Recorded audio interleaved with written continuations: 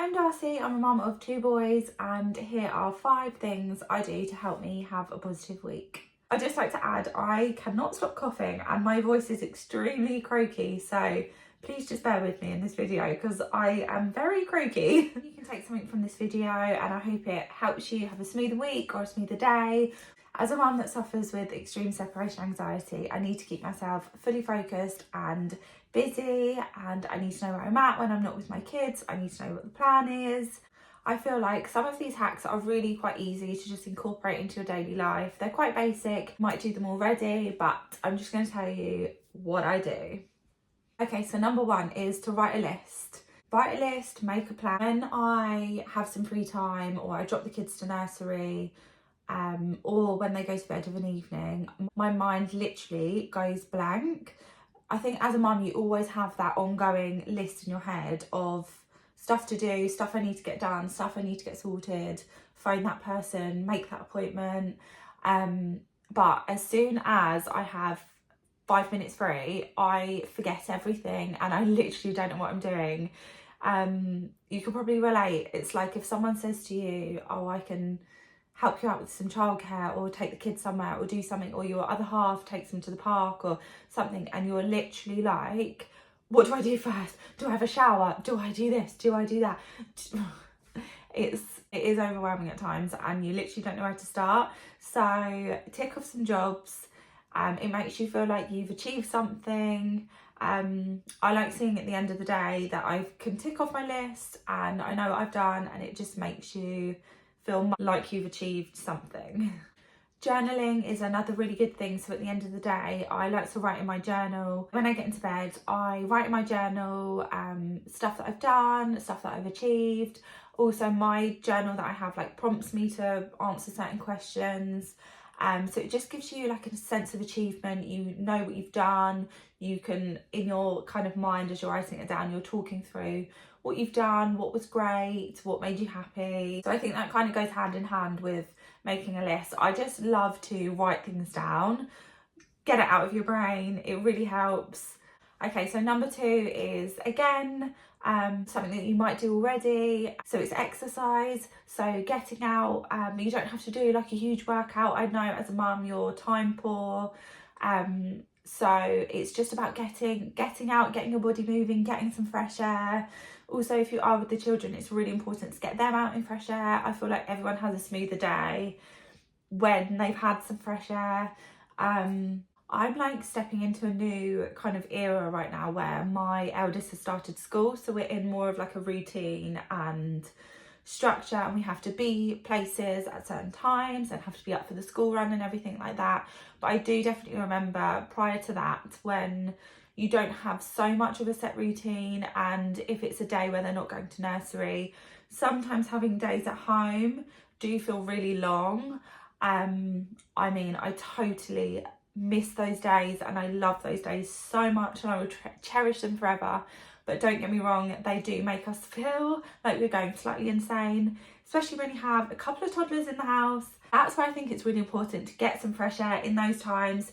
My thing is I like to go on the Peloton, and for some reason whenever I get on the Peloton, my kids want something, fall over, hurt themselves, like they want a different show on the telly, they want something, they want a snack. There's always something going on. As prepared as I can get, when I step on the Peloton, something wild happens and they need me. So I totally get that is hard, but I definitely think it's really important to, even if you can't do a bit of exercise, just step outside your front door. If you are having a pajama day and you can't even bother to get them dressed, throw them out in the garden. If you don't have a garden, just step outside your front door, take 5 minutes, take some air into your lungs. Just remember, although you're a mum, you're an individual, you've got this, you've got you are so important to your kids. Your mental health, your well-being, your mood, everything is so important because it has a huge impact on your children.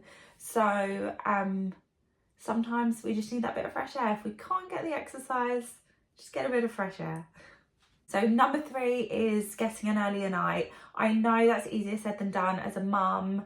especially when the kids go to bed, you have a list of jobs that you want to get done, or you might want to just sit in front of the telly. I always found it so important to wind my kids down from a certain time, and we get them relaxed and ready for bed, and we do a bath every night, and we buy relaxing bath soaps and everything we can to make them feel as relaxed and ready for bed as possible.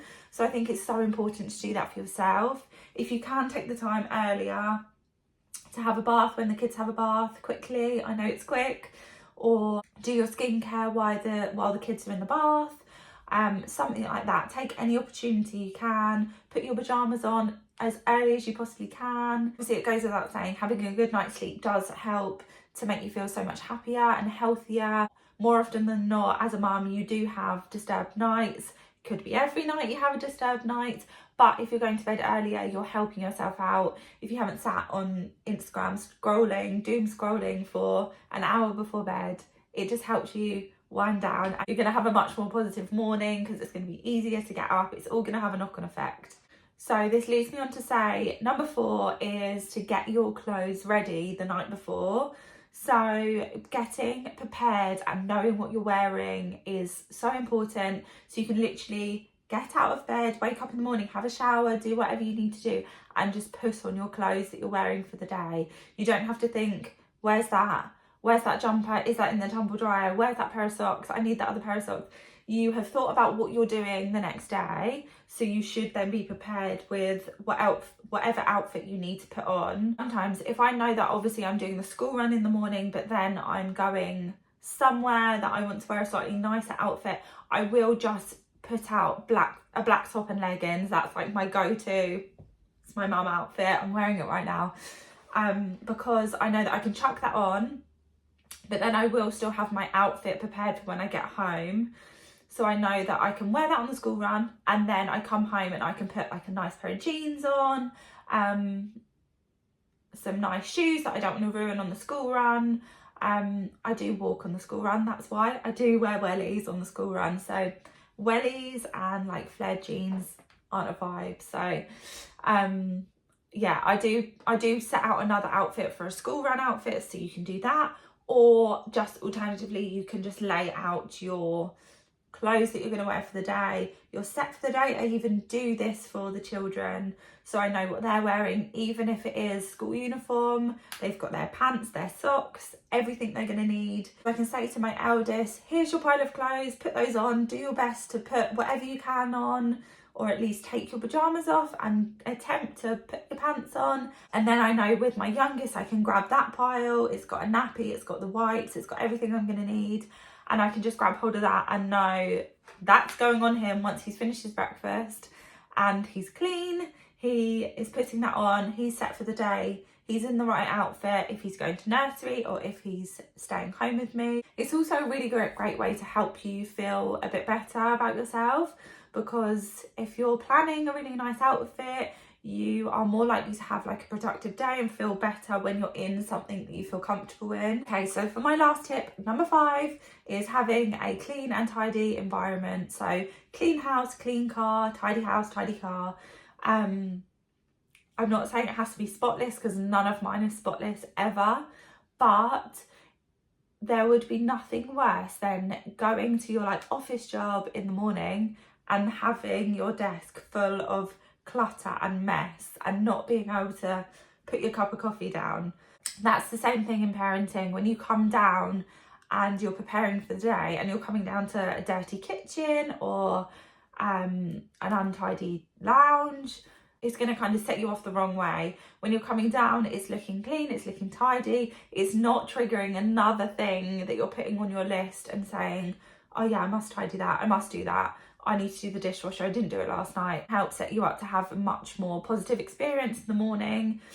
I love getting in my car with a coffee, and when I put my coffee into my coffee cup holder, if there's a coffee in there already, or one from yesterday, or an old cup or something, I'm like, no. So I used to do this all the time. I used to get into my car, there would be a coffee cup there from yesterday, and it would get to me. So now, when that's tidy, when that's clear, I can get in with my coffee, sets me up. I want to set my journey up right. I want to have a nice smooth experience. Everyone absolutely thrives off a clean environment. I think the kids know when everything's cleaner and tidy. They can feel it. They notice if you're in a good headspace with it. They know that things are like fresh and clean and organised. It definitely makes you have a smoother time when you're not trying to find something or rummage through the mess or rummage through the laundry because you can't find something. So yeah, I think if we can keep this together, we want to have a positive experience for everyone. Okay, so that's it. There are my 5 things that I try to incorporate into my daily and weekly schedule to help me have a much more positive week.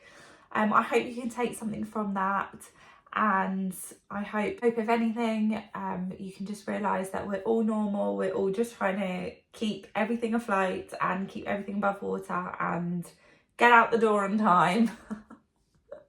Thanks so much for listening to my video, and I will see you in my next one. Bye.